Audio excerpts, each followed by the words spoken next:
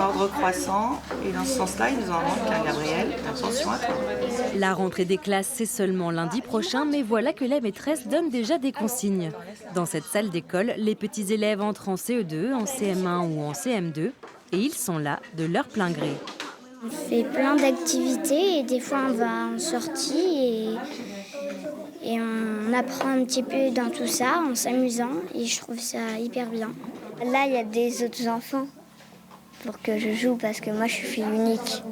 Ici, il y a des copains, on peut s'amuser. Et parce que j'aime pas rester tout seul chez moi. Tous les élèves sont les bienvenus, avec une petite priorité pour ceux qui ne sont pas beaucoup partis en vacances. Je peux faire un nez, mais je peux faire encore plus. Pas besoin de cahiers, dans cette classe, on revoit les bases du français ou des maths avec des jeux de société. On peut apprendre en jouant, en manipulant aussi, puisque là, on l'a vu tout à l'heure, en déplaçant les lettres, on arrive à trouver des mots, alors que sur un papier, parfois, c'est un petit peu plus difficile. Donc c'est une autre manière d'aborder les choses.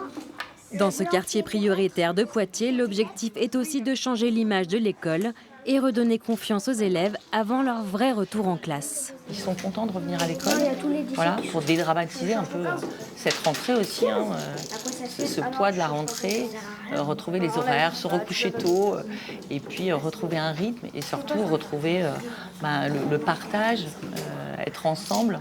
Et c'est vrai que ça c'est très important. Contre le décrochage, il faut prendre ce plaisir-là en fait d'apprendre.